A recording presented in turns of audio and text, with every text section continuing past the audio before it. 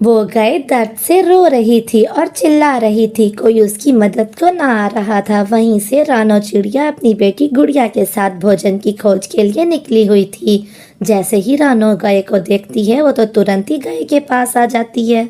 अच्छा, तो इस गाय के पैर में कांटा लगा है, मैं अभी निकाल देती हूँ। गाय, आप फिक्र ना करें, मैं आपका कांटा अभी निकाल देती हूँ, आपका दर्द बिल्कुल ठीक हो जाएगा। फिर रानो चिड़िया उसके पैर में से कांटा निकाल देती है। प्यारी गाय, आप हमारे साथ हमारे घर चले, मैं आपकी बहुत सेवा करूँगी। हाँ गुड़िया बेटी, हम इस गाय को अपने साथ ले चलते हैं। मुझे लगता है इस गाय का कोई भी नहीं है। मम्मा, मैं इस गाय की बहुत सेवा किया करूँगी। फिर रानो चिड़िया और गुड़िया उस गाय को लेके अपने घर आ जाते हैं और अपने घर के सामने वाले पेड़ से गाय को बांध देते हैं। वो गाय की बहुत सेवा करते। इधर कालू कौवे की भी एक गाय थी। कालू कौवा भी गवाला था, लेकिन कालू कौवा की गाय बहुत कम दूध देती थी।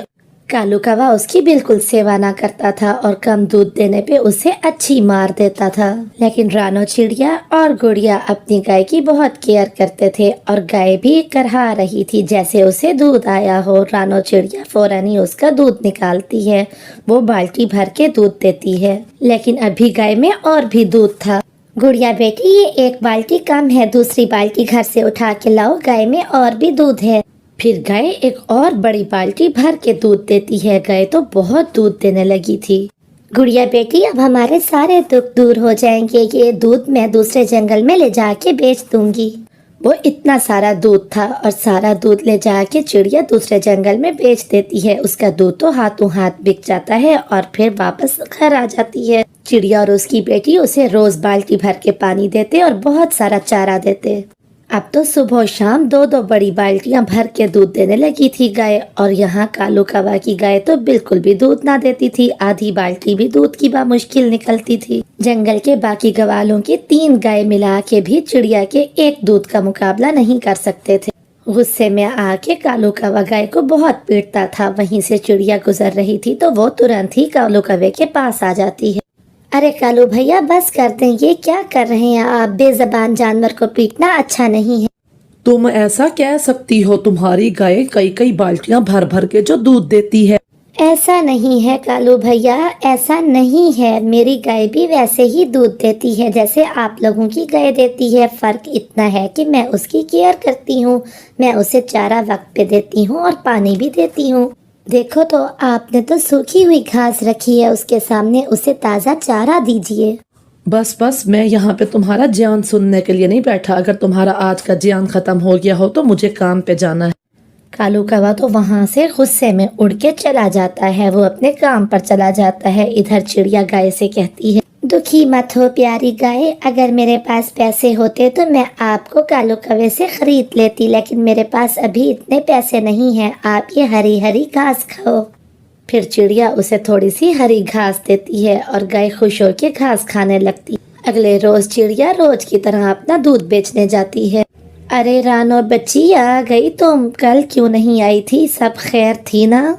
बस माँ जी, वो गुड़िया की थोड़ी तबीयत ठीक नहीं थी, उसे चक्कर हो रहे थे, इसलिए मैं कल का दिन नहीं आई। आप सुनाएं, कैसी हैं आप? मैं तो बिल्कुल ठीक हूँ। बस क्या कहूँ बेटी, तुम्हारे दूध के सिवा अब किसी का दूध अच्छा ही नहीं लगता। सुनो बिटिया, आज मुझे 7 किलो दूध दे देना, घर में कुछ मेहमान आए हैं। फिर चिड़िया जल्दी से उसे दूध दे देती है। ये लीजिए माँ जी, पूरा 7 किलो। अरे जीती रहो बेटी। अब बताओ कि इसके कितने पैसे हुए? माँ जी, इसका पूरा 1000 रुपया हुआ। आज नहीं है तो आप कल दे दीजिएगा। अरे नहीं नहीं, ये लो पूरे 2000 रुपये, तुम आज ही रख। लेकिन माँ जी, ये तो डबल पैसे हैं, मैंने तो 1000 रुपया कहा, ये 2000 क्यों? बेटी, ये तुम्हारी ईमानदारी का इनाम है। आज के दौर में इतना प्योर और खालिस दूध कौन बेचता है भला? हाँ माँ जी, ये तो आपने बिल्कुल सच कहा। अच्छा माँ जी, आपका धन्यवाद। अब मैं चलती हूँ। अपना सारा दूध खत्म करने के बाद चिड़िया जब घर आती है तो देखती है गाय तो तकलीफ में है, उसे बुखार है, वो बीमार हो चुकी थी। मम्मा देखें तो हमारी गाय को क्या हो गया, इसने कुछ खाया भी नहीं, पूरे दिन से ये भूखी है। आप फिक्र ना करें गुड़िया बेटी, आप यहीं रुके, मैं अभी जाती हूँ और डॉक्टर साहब को बुला के आती हूँ। बस फिर क्या था, रानो चिड़िया देर ना करते हुए डॉक्टर के पास जाती है। मैं कुछ मेडिसिन लिख के दे रहा हूँ। रानो चिड़िया, फिक्र की जरूरत नहीं है, गाय ठीक हो जाएगी, इसे बुखार हो गया है। लेकिन उस दवा से भी गाय को आराम नहीं आता। गाय तो बीमार से बीमार होती जा रही थी। मेरी प्यारी गाय, मैं हार नहीं मानूंगी। मैं अपना घर बेचूंगी और तुम्हें शहर ले जाके तुम्हारा अच्छे से इलाज करवाऊंगी। हाँ, मैं घर बेच दूंगी। लो चिड़िया, जितने पैसे हमारे दरमियान तय हुए थे मैं सारे ही ले आई हूँ। इन्हें अच्छे से गिन लो, बात की जिम्मेदार मैं नहीं होंगी। चील दीदी, आप पर बेएतबारी थोड़ी ना है। जितने आपने दे दिए तो बस काफी हैं, पूरे ही होंगे। वैसे चिड़िया, तुम्हारी गाय बहुत खुशकिस्मत है कि उसे तुम जैसी मालिक मिली। मैं ऊपर वाले से दुआ करूंगी कि तुम्हारी गाय जल्द अज जल्द ठीक हो जाए। फिर चिड़िया शहर ले जाती है अपनी गाय को और वहाँ पर बड़े से बड़े हॉस्पिटल में इलाज करवाती है। लेकिन उसकी गाय तो अभी भी ठीक होने का नाम नहीं ले रही थी। अब जंगल के सभी गवाले इकट्ठे होकर चिड़िया से कहते हैं, चिड़िया बहन, हमें माफ कर दें, हमने बहुत इंतजार किया लेकिन आपकी गाय ठीक नहीं हो रही। ऐसी वबाई बीमारी से हमारी गायें भी बीमार हो जाएंगी। आपको ये जंगल छोड़ना होगा। वैसे भी तो आपका अपना घर बिक चुका है। जब किराए पे ही रहना है तो इस जंगल में क्या तो किसी और जंगल में क्या। बस फिर क्या था, चिड़िया और उसकी बेटी अपनी गाय को लेके दूसरे जंगल चले जाते हैं। मेरी गाय, महीने बीत गए लेकिन तुम ठीक नहीं हो रही। आखिर तुम्हें क्या हो गया? मैंने अपना घर बार सब बेच डाला लेकिन तुम्हें ठीक नहीं कर सकी। ये चिड़िया तो मेरी परीक्षा पे पूरी उतरी। अब वक्त आ गया है कि इसे इनाम दिया जाए। कितनी अच्छी है ये चिड़िया, मेरे लिए सब कुर्बान कर दिया। फिर देखते ही देखते वो गाय सोने की गाय में बदल जाती है और चिड़िया से मुखातिब होती है। प्यारी चिड़िया, इधर देखो, इधर देखो, मैं हूँ एक जादुई गाय। मैं एक जादुई सोने की गाय हूँ और तुम्हारी परीक्षा ले रही थी।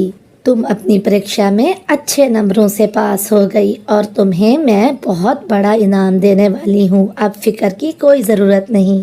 अब चिंता नहीं करनी। आपका घर नहीं है ना, मैं आपको सोने का घर बना दूंगी। मेरे ऊपर बड़ा सा सोने का घर बन जाएगा, उसमें आप रहो और उसमें बहुत से सोने और जवाहरात हैं जिससे आप अपनी मर्जी की जिंदगी गुजार सकती हो।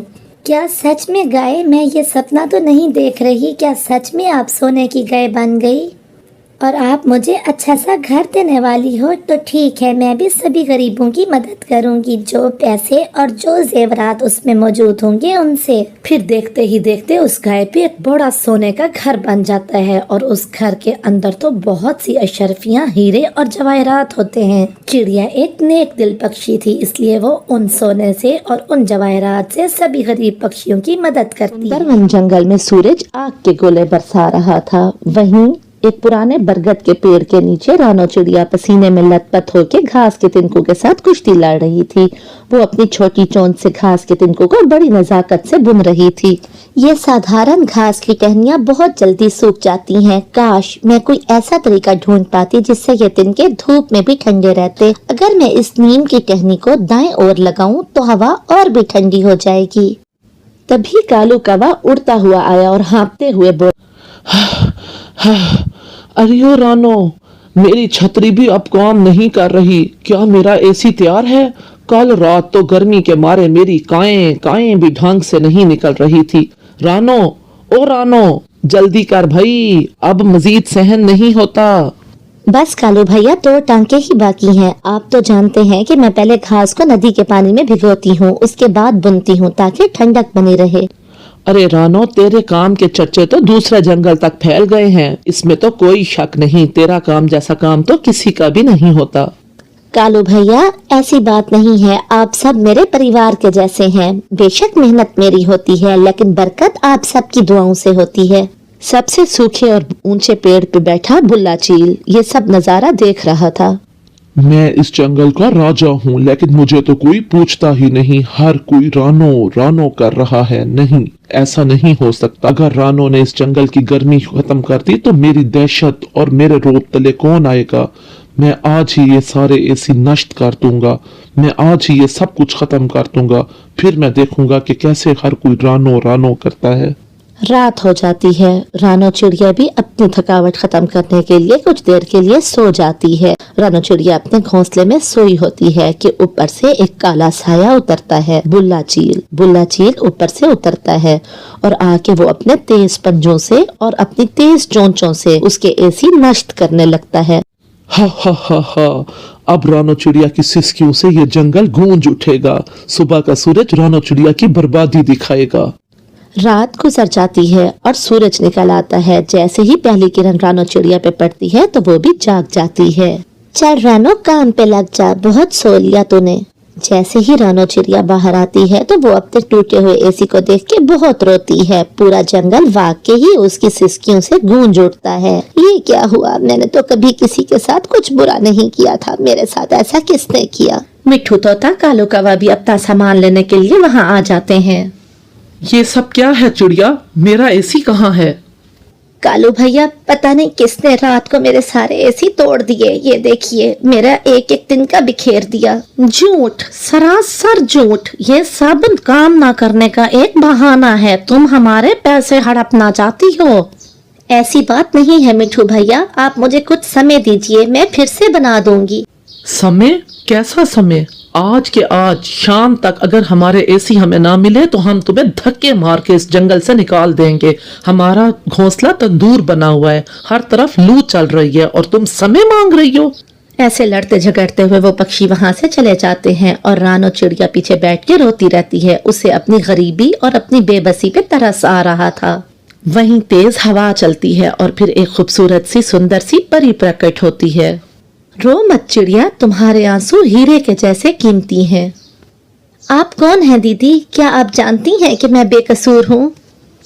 हाँ, मैं सब जानती हूँ। मैंने बुल्ला की बदमाशी भी देखी और बाकी के पक्षियों का दिल भी देख लिया। तुम बिल्कुल मत रो, मैं तुम्हें जादुई घास देती हूँ। ये लो, ये तिलिस्माती घास है, इसमें मेरी अपनी शक्तियाँ हैं। जैसे ही तुम ये टूटे हुए पड़खच्चों पर लगाओगी, अपना आप बहुत से एसी बन के तैयार हो जाएंगे और वो एसी ना सिर्फ ठंडी हवा देंगे बल्कि बहुत खूबसूरत सी धुन में गाने भी सुनाएंगे। परी दीदी, आपका बहुत बहुत धन्यवाद। आप ना होती तो न जाने मैं क्या करती। बस फिर जैसे ही चिड़िया एसियों के ऊपर से वो घास डालती है तो वो फटाफट से एक के बाद दूसरे खूबसूरत से एसी तैयार हो जाते हैं। तुम फिक्र मत करो रानो चिड़िया, हम इतना मजबूत बने हैं, इतने मजबूत बने हैं कि लोहे की चोंच भी हमें तोड़ ना पाएगी। पक्षियों, सारे पक्षी, तोता भैया आइए, जरा इधर आइए। सारे पक्षी वहाँ पे पहुँच जाते हैं। जैसे ही वो करीब पहुंचते हैं उन्हें एसी में से निकलने वाली ठंडी हवा चंदन बन के महसूस होती है और बर्फीली हवाओं की तरह से लगती है। अरे वाह, ये तो पहले वाले से भी 1000 गुना बेहतर बने हैं। अरे हाँ चिड़िया, ऐसी हवा तो मैंने स्वर्ग के बारे में सुनी थी और इतनी ठंडी हवा। हमें माफ कर दो चिड़िया, हमने तुम पर बिला वजह शक किया। तुम तो जादू करने निकली चिड़िया, हमें माफ कर दो, हमने तुम पर वाकई बहुत शक किया था। बुल्ला चील फिर से हमले की नियत से आता है। मैं इन्हें फिर से तोड़ दूंगा, मैं इन्हें खत्म कर दूंगा। जैसे ही बुल्ला चील ने उनको तोड़ने की कोशिश की तो एक तेज रोशनी निकली और तेज करंट के झटके से बुल्ला चील दूर जा गिरा। अरे अरे, मेरे पंख जल गए, मुझे माफ कर दो। अब मैं कभी किसी के साथ बुरा नहीं करूंगा। जंगल में जश्न का समा था। रानो चिड़िया अब गरीब नहीं रही थी। हर कोई उसके हुनर की दादें दे रहा था।